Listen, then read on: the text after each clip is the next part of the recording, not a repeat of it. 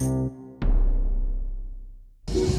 you got this big sign, and you're up from Texas. What part of Texas? Austin? If you could explain the sign and the situation. Okay, TransCanada's been using a process in Texas for eminent domain that they don't really have legal access to because they're not a common carrier. There's no checks and balances in Texas to stop that. They just checked a box on an application, stuffed it in someplace, and nobody ever reviewed it. They just started condemning land after that. In East Texas, they come through and they condemn your land. If you say no to the landman who comes to your door, they go to the county judge, and without ever notifying you, your land is condemned. The next thing you know, they're coming through the land. You never got a piece of paper about it. You never got your day in court. It's very abusive. They're huge bullies, and they've been putting a lot of they've been suing people. There's this thing called a SLAPP suit, SLAPP, and it's basically to take away your right to protest. And they put these SLAPP suits on people, and you're vulnerable suddenly for every asset you've got. Very intimidating. So they're suing you if you do what?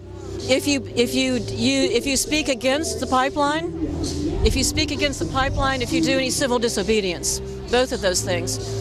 You've probably heard about the grandmother who was arrested for trespassing on her own land for standing next to the land that they illegally took from her.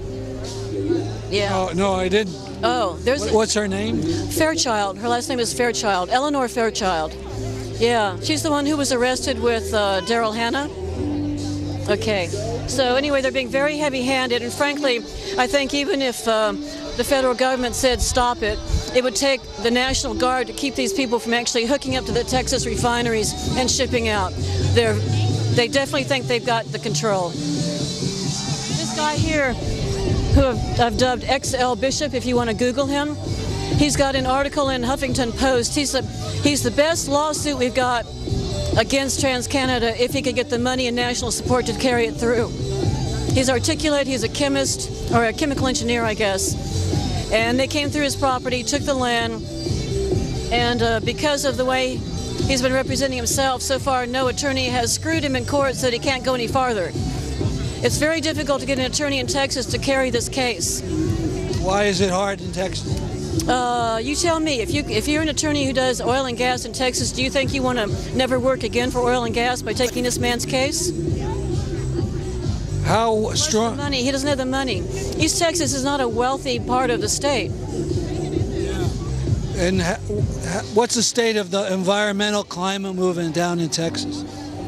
Heating up. Okay, thank you very much. You're welcome. Thank you.